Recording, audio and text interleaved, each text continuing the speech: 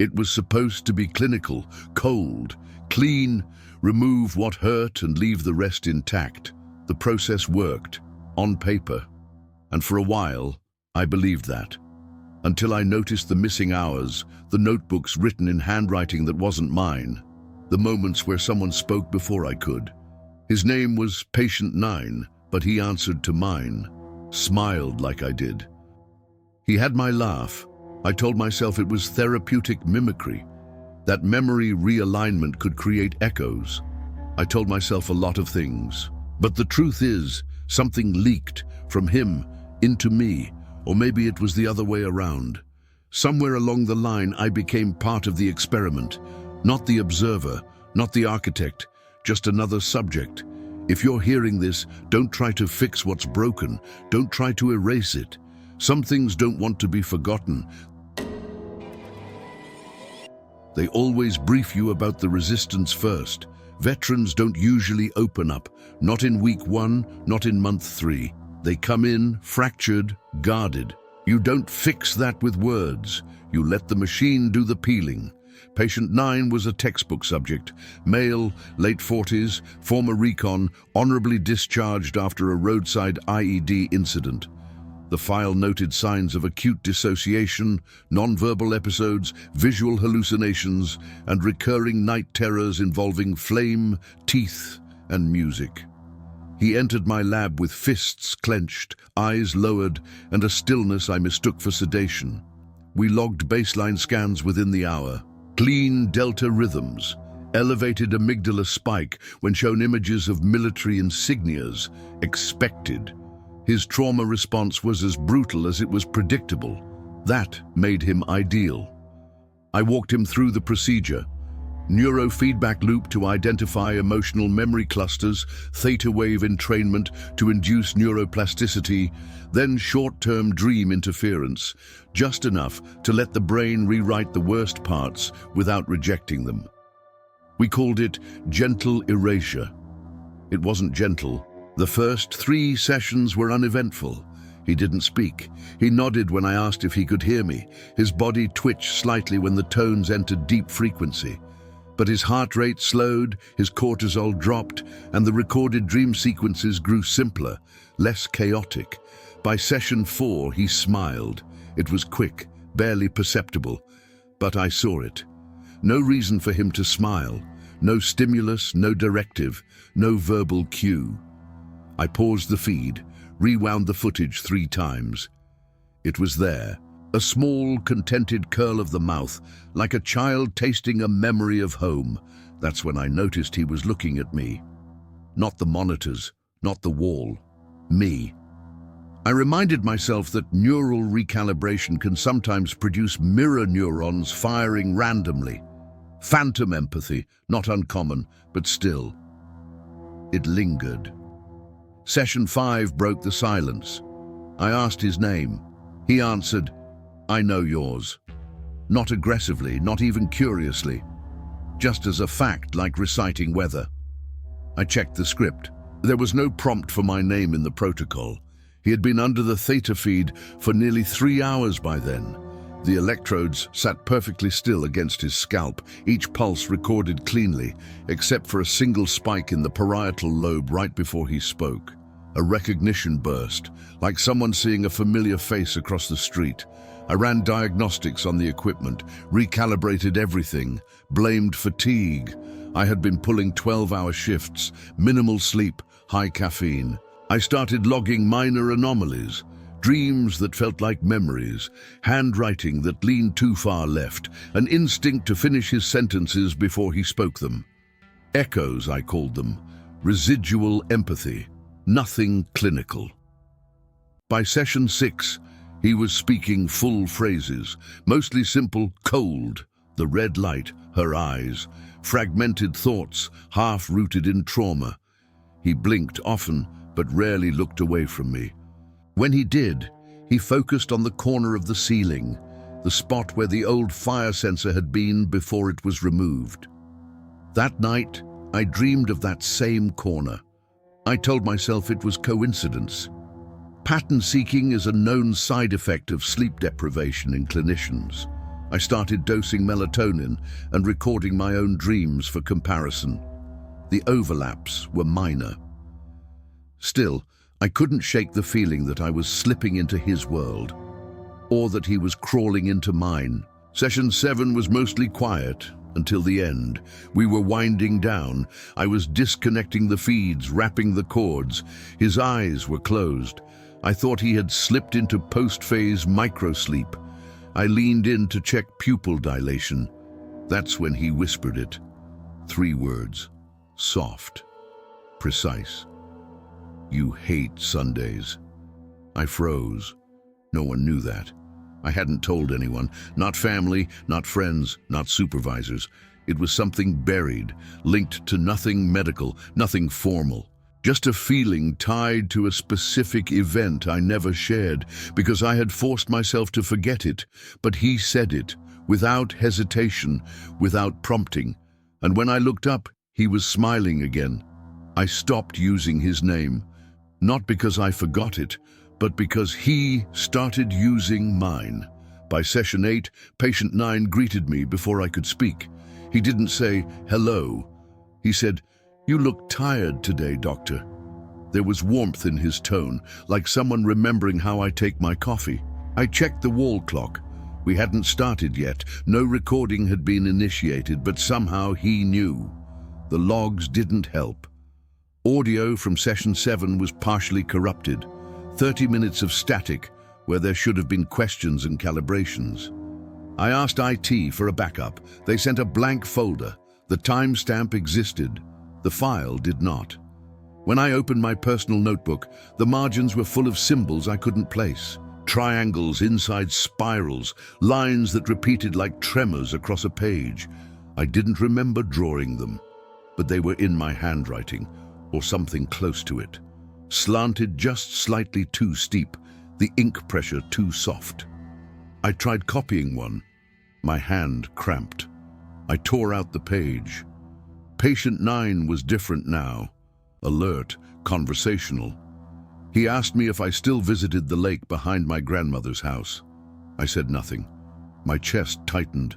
That memory wasn't in the system. It was buried in a drawer I hadn't opened since I was 11. My grandmother died before I entered high school. I hadn't spoken of her in years. No therapist, no spouse, no application form, not even in my own journal. But he described a chipped canoe, the cattails in late September, the exact shape of the wind through the trees. You used to sit with your knees pulled to your chest, he said, eyes closed. That's how you made the monsters think you were small. I dropped the clipboard. I asked him how he knew that. He smiled, calm, pleasant, like he was remembering his childhood. When I pressed further, he grew silent, then gently asked, do you still hum when you get nervous? I didn't answer. I just stood up and left. That evening, I found a voice memo on my phone labeled Reassurance. I hadn't recorded it. It was me, my voice. Calm, composed, speaking in gentle clinical tones. This is a transference effect. The subject's projections are not real. Continue protocol. I didn't remember recording it. I didn't remember writing the file name. But the timestamp was clear. 2 nights ago, during a time I remember being asleep. The next day, I reviewed the footage. I wanted answers, proof. I queued the latest session file. I needed to see it through new eyes, to ground myself. The screen flickered before stabilizing. The room was dark. The standard red LED glowed in the top corner. The chair was empty, but I was there, standing, pacing, talking. I leaned closer. There was no patient 9 in the room, just me. At first I assumed it was prep footage, me getting ready before the subject arrived. But the timestamp showed a full hour of conversation, with no one. I was asking questions, pausing for responses, even nodding as if hearing answers. Midway through, I sat in the observation chair, the same chair patient 9 always used. I leaned back, closed my eyes, whispered something I couldn't make out. The audio wavered. I fast-forwarded. Near the end, I watched myself stand up, walk over to the corner of the room. the exact corner patient 9 used to stare at and press my palm against the wall. And then I turned to the camera, not facing it, looking at it. My mouth moved. I paused the feed. Rewound 5 seconds. I played it again, slower. 3 words, clearly spoken. You hate Sundays. I closed the laptop, not out of fear, but because for the briefest second I remembered saying it. Not to him, to someone else, to myself. I woke up in my office, shoes off, fingers stained with blue ink. The blinds were shut, lights dimmed, and my recorder had been running for nearly 3 hours. I rewound the tape. Silence. Then the sound of a chair creaking, and my voice saying, I don't think I'm the one watching anymore. I don't remember saying that. Gaps had started to open, moments where I was somewhere doing something, but the memory wouldn't develop. Just impressions, a cold door handle, a hallway that echoed. The sharpness of fluorescent lights, then nothing. I tried retracing my steps. My calendar said Session 8, Patient 9. But the system had no footage. The lab's central archive listed a session, yes, but the video was corrupted. Again, only the hallway camera worked. I watched it twice. I walked Patient 9 into the room at 10:07 a.m. Neither of us said a word. He sat down. I stood. Then we both stopped. No movement, no talking, just the two of us, sitting, staring. For 26 minutes, motionless. I zoomed in. At one point, we both turned our heads at the exact same angle, toward the same corner of the ceiling, the one with no sensor anymore. That night, I dreamed I was in the chair. Not metaphorically, physically, strapped in. I could feel the electrodes on my scalp, hear the low pulse of the theta tones in the back of my skull. Behind the observation glass stood someone in a white coat. I couldn't see their face, but they moved like me. They tilted their head the way I do when I'm considering a response. They tapped their pen on the clipboard the same way. I tried to speak, but my mouth wouldn't open. Then they mouthed something I couldn't hear. I woke up drenched in sweat, fingers still twitching. The next day, Patient 9 greeted me with my own words. Let's keep this brief. Eyes on me. That's what I always say. Every session, word for word, same cadence. I didn't correct him. I couldn't. He smiled and added, "You look like you slept inside your own dream." That's a phrase I wrote in a notebook once. Poetic nonsense I scribbled during a night shift in grad school. I never said it out loud, never published it. But there it was, spoken back to me like a reflection that had learned how to speak. Later, while reviewing my session notes, I found a page dated 2 days in the future. My handwriting, but not quite. Looser, smoother. The ink curved in ways I don't remember learning. At the top it read, "I think I used to be someone else." Below it, several phrases repeated like mantras. "Memory is a house without locks. The door is open. I am not the first, I will not be the last." I flipped to the next page and found a sketch.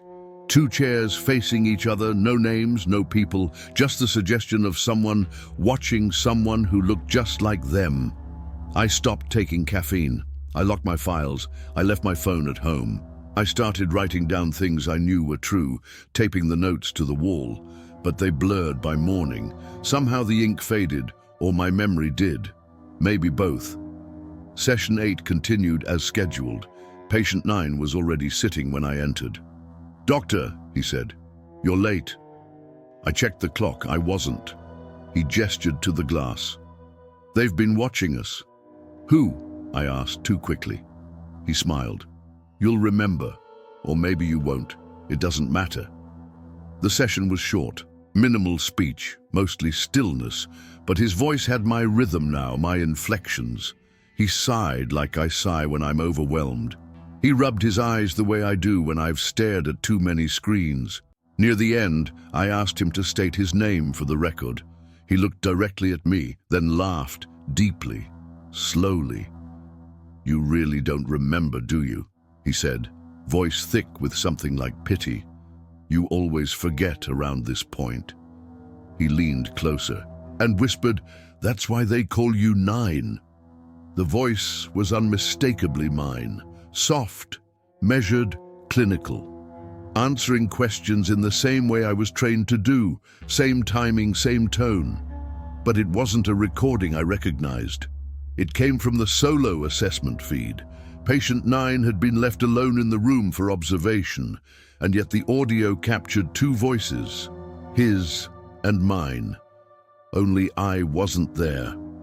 I replayed the session 4 times. Each loop widened the hollow in my chest. When the technician passed by, I casually asked who conducted that particular interview. She checked the log, shrugged, said the room was empty, no record of an interview, no audio authorization, no voice files from me on that date. That's when I went to Dr. Hanley, my supervisor. She looked up from her screen like I'd asked her what year it was. "There is no patient 9, she said plainly, as if correcting a typo. I laughed, nervously, explained the protocol, the sessions, the results. I even showed her the early logs. She took the folder, flipped through it slowly, and then handed it back. "These are blank," she said. They weren't. Not a single session was on file. Not the notes, not the charts, not the neural scans.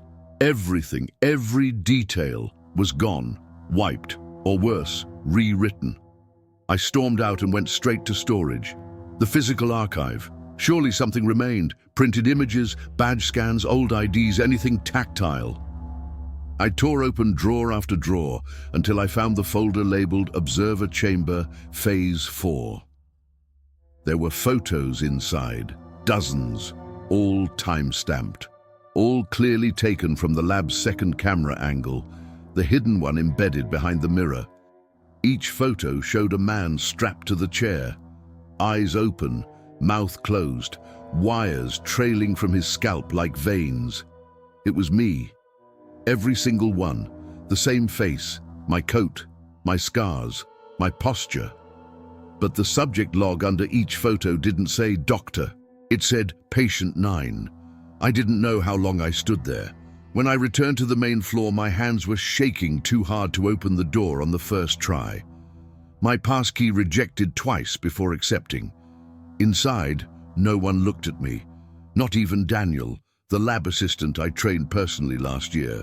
He turned when I said his name, smiled politely, and asked if I was here for the maintenance check. He didn't recognize me. I tried to ground myself, recite facts, my name, my badge number, my address. Only the address wouldn't come. The number danced around the edges of my mind like something I'd read in a novel, familiar but fictional. I wrote it down, 32 Willow Lane. But that wasn't right. Or was it? My handwriting had changed. It sloped inward now, smaller, tighter, like someone trying to hide their thoughts from themselves. I pulled out old journals. Side by side, the letters curved differently. The spacing was uneven. I wrote the word mirror 20 times. Each version looked like a stranger's hand. I started recording myself every night, just in case, but by morning the files had names like Unknown Memo 3 and Voice Log Unverified, and I no longer trusted the voice that greeted me. The final breach came in the form of an internal memo, buried in the digital logs, accessed only by bypassing 3 administrative firewalls. It was dated last month. It read, "Project status, escalation threshold surpassed. Patient 9, therapist confusion syndrome, stage 3. Current subject believes he is clinical lead. Maintain containment until neural identity stabilizes or resets." There was no signature, no timestamp, just those words pulsing like a wound. I stared at it for a long time, wondering if I had written it, or if someone else had written it for me, or through me. Somewhere a camera clicked. I looked up, but saw no lens, just the mirrored glass. And for the first time, I didn't know which side I was on. I used to think the lab was cold at night, but that night it breathed. The hallway lights were dimmed to emergency glow. The security system ran on a skeleton loop, just motion sensors and 2 rotating cameras. I knew the timing. I'd built the schedule myself, back when I still believed I worked here. I slid my badge against the reader. It beeped, then hesitated. A faint red pulse blinked across the keypad before fading. The door clicked open anyway. The mainframe was housed 2 floors down, beneath the decommissioned MRI suite. Access was limited to 3 staff members. I had been one of them, or thought I was. The key code still worked. That comforted me briefly. Inside, the air was thick with fan hum and dust. The room smelled like metal and forgetting. The terminal glared to life. I bypassed the directory tree, searching for sublevels, data not accessible through standard protocols. It took 11 tries. The 12th command line opened a folder called Null Subject. Inside video files, dozens, all marked with the same format. P9 OBSR VR01, P9 OBSR VR02, and on. Each timestamp stretched back months, years maybe. I clicked the first. The screen lit up with my face, strapped to the chair, eyes glazed, electrodes fixed in place, theta pulse active. The video played in silence, except for a faint whisper from the speakers. A voice, my own, muttering phrases on loop. This is the last time. You'll come back cleaner. Observe yourself. I clicked another file. This time I was standing, clipboard in hand, calm, professional, asking questions. Off-screen, someone sat in the chair. The figure looked up. It was me. Same face, same clothes, same hesitation in the eyes. I watched myself interview myself over and over. In some versions, I asked questions. In others, I answered them. Sometimes I was compliant. Other times, restrained.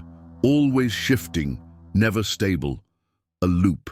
Not a therapy protocol, a reset cycle. I hadn't been the observer, I was the observed. The real patient 9, whoever he had once been, was the first. The control case, the original subject designed to adapt, retain, guide. I was a backup, a secondary model inserted after the original fractured, not the architect, the echo. Behind me, a faint crackle split the silence, the intercom. "Observe yourself," it whispered. I froze. The voice was female, flat, automated. It echoed down the hallway, through the speaker vents. "Which one are you now?" I ran, back through the stairwell, down the service corridor, past the flickering exit sign. The main chamber loomed ahead, observation room A. The chair stood in the center, framed by the mirror wall and a flickering monitor. The room was dim, unoccupied. Except for me. My reflection watched me enter, calm, almost expectant. I didn't hesitate. I stepped forward, sat down, placed the electrodes gently against my scalp.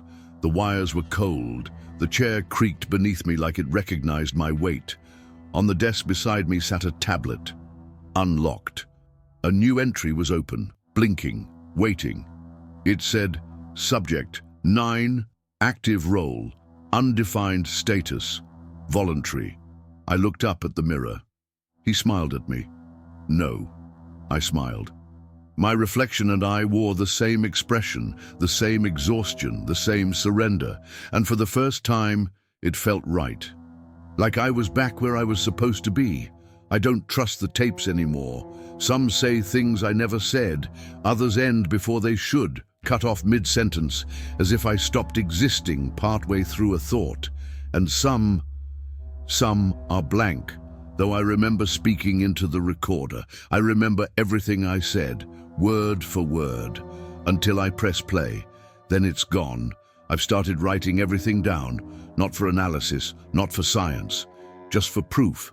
Scraps of paper litter the floor. My handwriting grows shakier by the hour. Some lines repeat, some contradict each other. I was the doctor scrawled over I was the subject, scrawled over I was never here at all. I label the notebooks by sensation now, not time. Burning hands, cold room, the one with no door. This morning, I found a page taped to the mirror. It simply said, "Don't believe the smiling ones." I didn't remember writing it, but the ink was still wet. At some point I stopped sleeping. Not entirely. I lie down. I close my eyes. But what comes isn't rest, it's static, faces forming in the grain, my own face, but warped, whispering things I haven't learned yet. When I wake, the room is rearranged, objects move, clocks skip minutes, or maybe I skip them. The system no longer recognizes my voice. I speak to open doors and nothing happens, but sometimes they open anyway. I found the transcript last night. Hidden deep inside a locked drawer I swear never existed. Typed, cold, with one line at the top.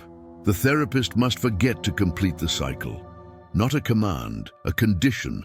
For the system to purge, for the loop to reset, the observer has to dissolve. Forgetting isn't a failure, it's the mechanism, which means remembering what I'm doing now breaks it. I folded the page and put it in my pocket. It's not there anymore. I tried asking the remaining staff about patient 9. They look at me like I'm not speaking English, or worse, like I'm not speaking at all. Their mouths move. I hear the sounds, but they don't register, like watching someone else's dream from underwater.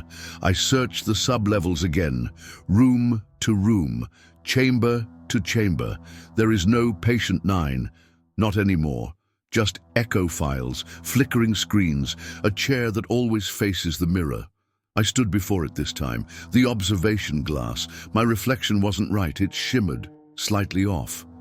The lights buzzed too loud. I leaned in. He was already seated. My reflection, but not mimicking me. Independent. Slouched, worn, smiling, but not in welcome. A knowing smile, a loop closing. He wore my coat, but it fit him better. He lifted a hand, not to wave, to point, at me. And I understood. I was no longer watching. I was being introduced to myself. I stumbled back, fell, hit my shoulder on the wall. When I looked up, the chair was empty. The glass reflected nothing. Just the blank room and me, sprawled on the floor. That was the last time I tried to resist. Tonight, I'm recording this message. Not for myself, not anymore, but for you. Whoever you are, if you're hearing this, the files have recycled, the loop has resumed. Maybe you think you're here to help. Maybe they told you that you're the analyst, the technician, the observer. You're not. You're next. And there's only one memory that stays, no matter how many times they wipe it clean. Only one thing that never really disappears, the whisper, the name, yours. So read this slowly. Feel it settle. Feel it pull. Because if you're still reading, you're patient 10. I sit in the chair now. I think I was the doctor. I remember coats, protocols, charts. But the walls don't have doors anymore, only glass. And something behind it that used to look like me. I whisper to stay real. Observe yourself. The therapist must forget. I think I used to be someone else. The lights never turn off. The screens flicker in patterns I no longer understand. Sometimes I see faces in them. Yours, maybe?